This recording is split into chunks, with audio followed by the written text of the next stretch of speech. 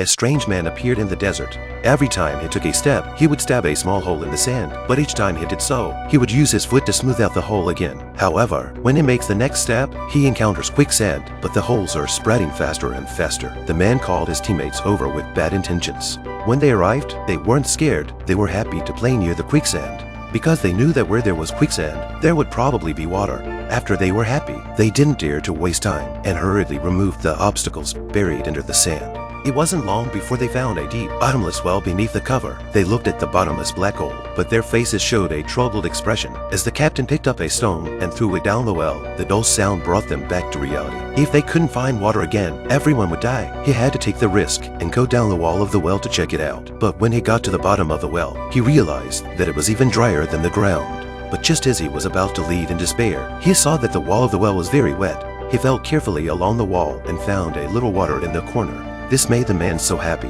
that he quickly took out his canteen and connected to it, not even wasting the small amount in his hand. Although only a drop were to drip down at a time. But the good thing is that as time pushed on, he still received a cup full of water. Strangely enough, the man didn't choose to drink it himself. He just licked the water stains on his hand and handed the canteen over, and his teammates didn't dare to be slow. They hurriedly pinched their fingers and pulled the kettle up a little bit. The soldier watched the sweet and delicious nectar getting closer and closer and couldn't help but jump down and drink it now. However, when the kettle really reached the front, the teammates gave way to each other.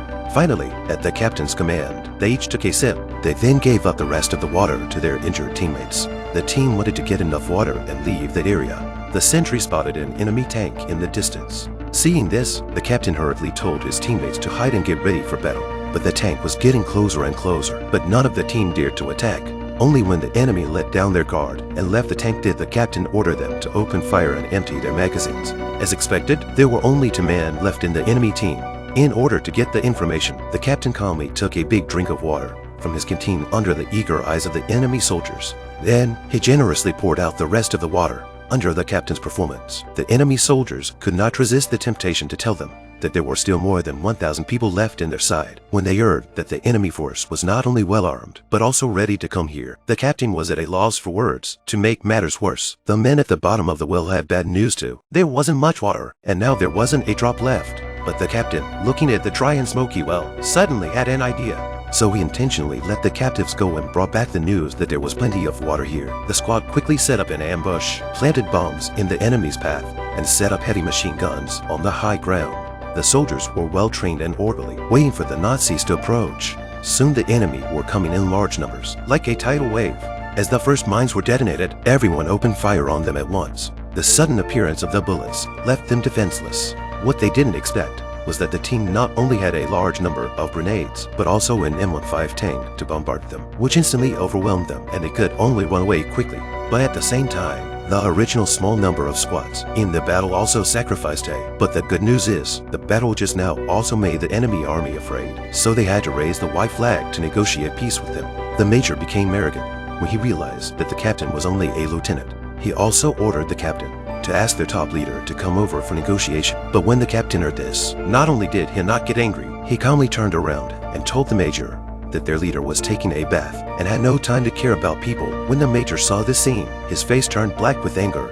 In fact, this was all a ploy by the captain. They didn't want to use the precious water source to bathe. But the thirsty major not only didn't surrender, he even urged the captain to surrender his weapons. Otherwise, his thousands of troops would immediately remove this place. The captain would not agree, but he knew the consequences. It wasn't long before the enemy's army attacked the squad again. But with no water for a long time and the flat ground without cover, their charge was instantly disintegrated in front of the machine gun artillery. The major watched the agony of the soldiers who fled back and had to come again with a white flag to negotiate peace. But the man saw it and thought of a way out. Whistling his way out of the fortress, he came to the major, but before he could open his mouth to negotiate, the man drew a dagger and stabbed the major to death, followed by a pistol to kill another attendant. But on his way back to the fort, he was shot by a hidden enemy soldier. To make matters worse, the next few rounds of fighting also saw the deaths of members of the team. They watched as the army attacked again, and although they still had a chance to escape, they chose to fight until the last moment. They stood on their tanks, raised their machine guns, and fired into the crowd. Suddenly they realized that none of the enemy soldiers were shooting at them, even though they were desperately charging towards the area. It wasn't until the group got closer that they realized they were only here to surrender and drink water. but the wells here had long since dried up, and there was not a drop of water in sight.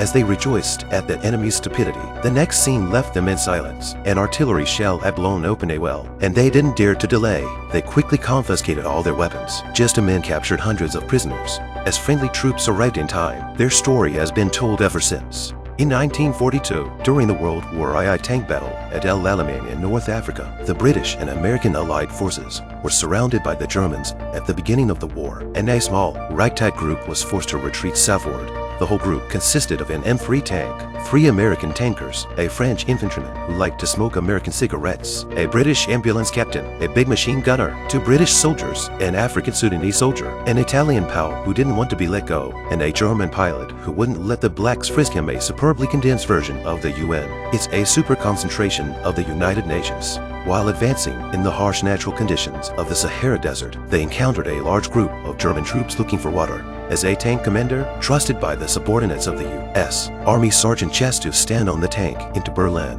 of the heroic spirit, very calm, fully demonstrated a professional soldier should be military literacy and fearless heroism. He faced a very unfavorable situation, decisive analysis of the military situation, and then, from the mobilization of combat, personnel division of labor, fire department to the tactical command, are very admirable. With everyone's efforts, each man drank 3 mouthfuls of water after discovering the well.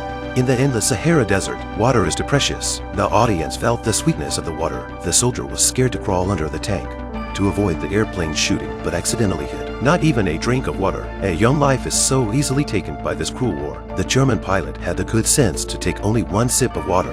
After his physical needs were satisfied, he began to look forward to the good things in life. That one did not expect the war to end soon. But no one chose to run away from the enemy, either for the sake of military duty or for the honor of their ancestors, but ultimately to save more lives from being wiped out by the war. After watching the movie, I felt more than anything else that I saw the excellent military skills of a junior officers of the Allied forces in World War II from a blockade battle. I also saw the invaluable light of humanity that shines in war. Ideological conflicts and racial discrimination. In the face of the powerful forces of nature, the survival and development of mankind is the first priority.